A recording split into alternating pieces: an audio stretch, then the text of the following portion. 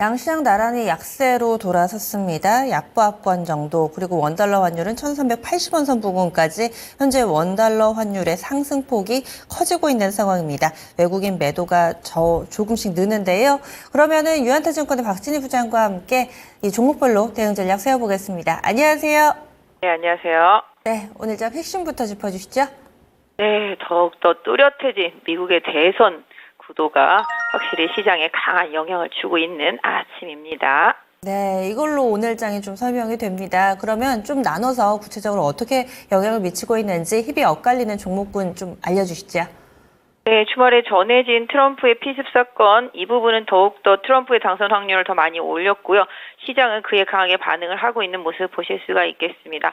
방산 쪽들 다시 한번 반등하는 모습 보실 수가 있겠고, 재건 관련주들 강세입니다. 남북 경협 관련주 이퀄 재건 관련주들, 이런 부분들이 또 장기 하락하면서 금리 피해를 봤던 종목들이기도 합니다. 오늘 강하게 해당 섹터주들 강하게 올라오는 모습 보실 수가 있겠고, 상대적으로 현대차를 비롯해서 대형주 하이닉스, 삼성전자 약세 흐름 보실 수가 있겠습니다. 지금 보신다라면은 약간 미국 쪽으로 따진다라면 친환경, 바이든이 이제 이끌었던 친환경 쪽 풍력이라든지 이런 태양광 쪽들 좀 약한 모습이고요.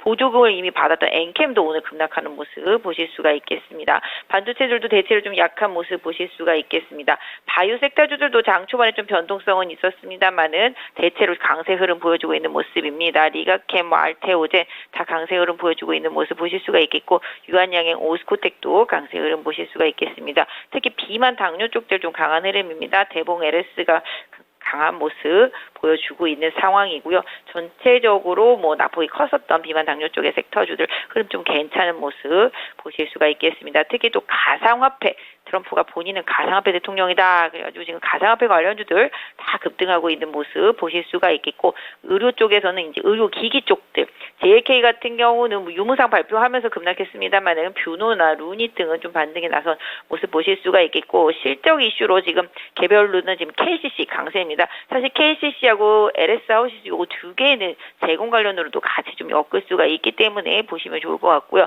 지금 게임주들도 지금 전반적으로 약간 매물 좀 나오는 모습입니다만은 시프트업은 약세이지만 나머지들은 그렇게 크게 좀 약세가 두드러지지 않고 있는 모습이고, 음식료 섹터와 화장품 섹터주들도 반등에 나선 모습 보실 수가 있겠습니다. 네, 그러면 첫 번째 키워드 보겠습니다. 트럼프 수혜주라고 붙여야 될까요? 방산, 우크라이나 재건 관련주, 원전주 이쪽으로 강한 반응이 나타나고 있습니다. 게다가 플러스 알파 요인이 각각의 종목군마다 꽤 있어요. 원전도 그렇고 방산도 수출 기대감 계속 나오고 있는 상황인데요. 그러면 이대로 홀딩인지 투자 판단을 어떻게 해야 될까요? 네, 맞습니다. 오늘 재건 관련주들하고 방산주들하고 는 상당히 좀 강한 모습이죠. 아까 말씀 주신 대로 원전도 수주 이슈가 있고요. 방산도 수주 이슈가 있는 상태죠. 그다음에 이제 재건 이슈까지 결합이 되고 있는 상태입니다. 전부 다 어떻게 본다라면 우크라이나 전쟁이 끝난다라면은 다 수혜를 받을 수 있는 업종이죠. 그런데다가 뭐 아까 말씀드린 대로 뭐 이제 남북 경협 관련주들 이런 쪽도 흐름이 나오는데, 이것도 다 재건 관련주들입니다. 알고 보면 결국은 이쪽 보시면은 이쪽으로 힘이 계속 들어오는 모습을 보실 수가 있겠는데요. 뭐 오늘 상황 보시면은 사실은 뭐 일신석재나 인디에프 뭐 이런 것들이 막 강하긴 한데, 사실 트럼프가 대통령이 된다고 하더라도 과연 이제 예전에 남북 경협 관련주들이 수혜를 볼 수 있을 것인가 생각해보면 저는 여긴 약간 좀 미지수라고 생각합니다.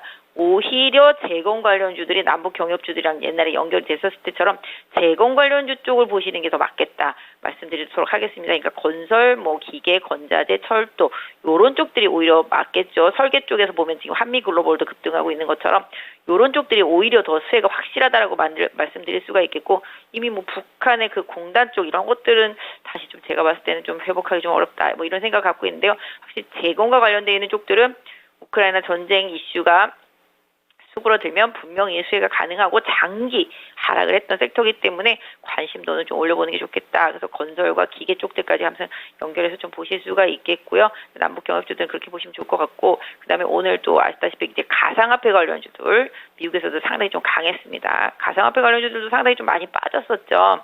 일단 이게 이제 금리 인상의 또 피해주일 수도 있겠습니다. 그렇기 때문에 또 금리가 만약에 하락하게 된다라면은 오히려 좀 수혜일 수도 있는데요. 오늘 갤럭시와 머니트리 급등하는 모습이고요. K옥션이라든지 서울옥션 등도 다 급등하는 모습 나타나고 있습니다. 가상화폐 관련주들이 향후에 금리 인하가 계속 이어졌을 때 수혜를 보게 될지는 좀 더 봐야 되겠습니다만은 일단 바닥에서 장기 소외주들로서 올라오고 있다라는 점 이런 부분은 좀 염두를 해 두시는 게 좋을 것 같고요. 화장품, 음식료 섹터주들도 다 관련이 좀 비슷하게 있다 말씀드릴 수가 있겠는데 일단은 지금 초반에 말씀드린 대로 원전 이것도 그렇고 재건도 그렇고 방산도 그렇고 계속적으로 좀 수혜되는 기대감이 좀 이어진다라고 말씀드릴 수가 있겠는데요. 상대적으로 좀 대형주들이 뭐 좀 약한 모습에서 지금 약간 플러스 좀 반전이 되고 있는 상황이긴 한데 일단 트럼프가 운이 정말 상당히 좋았었는데 이 부분에서 국내 관련주들은 아까 말씀드린 대로 방산, 재건, 원전 이 정도 세 개가 좀 확실하고 그다음에 뭐 대기업들 같은 경우 기술주 같은 경우도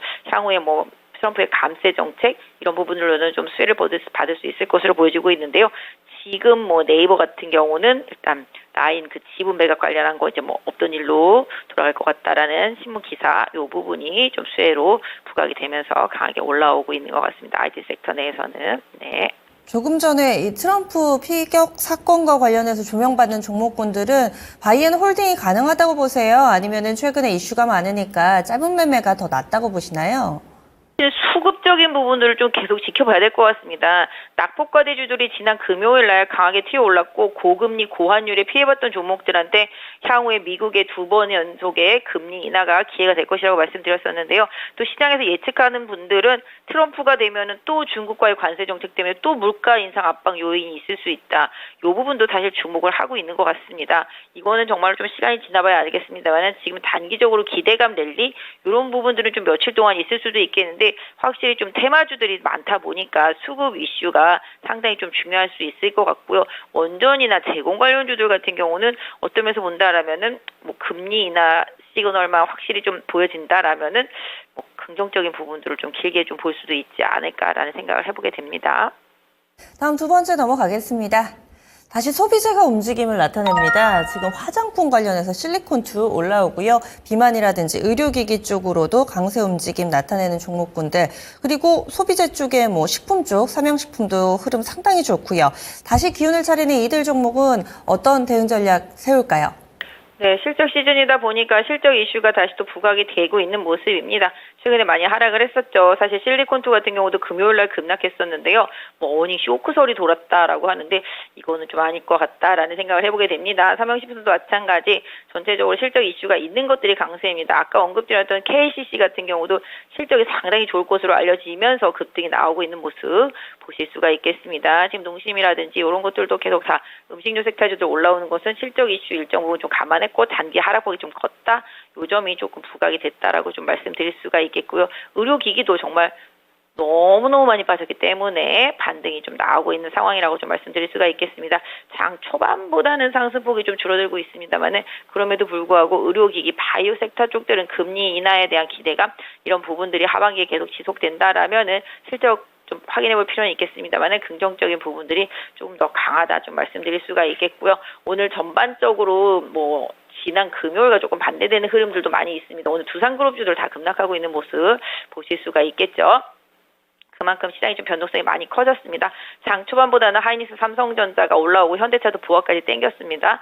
전체적으로 지수가 좀 준다라면은 또 관련되어 있는 섹터 내에 있는 종목들 흐름 보셔야 될 것 같은데 반도체도 초반에 좀 밀렸다가 낙폭을 좀 줄이고 있는 모습이 좀 나타나고 있기 때문에 최근에 좀 바닥에서 거래량이 붙고 있었던 반도체들하고 제가 봤을 때는 2차 전지도 지금 그렇게 피해는 아닐 것 같다라는 생각. 사실 지금 테슬라는 트럼프를 강하게 좀 지지를 하고 있습니다. 이런 부분들 한번 고려해 보셔야 될 것 같은데요. 결국은 실적 시즌이라서 실적에 입각한 투자가 좀 필요할 것 같고 말씀드렸던 대로 고환율, 고금리에 몸살을 앓았던 종목들에 대해서도 계속적인 소외주들에 대해서도 시장의 관심도도 계속 좀 올려줘야 되겠다라는 생각으로 좀 시장 대응하시면 좋겠습니다. 네, 알겠습니다. 말씀 감사합니다. 네, 감사합니다. 네, 지금까지 유한타증권 박진희 부장 함께했습니다.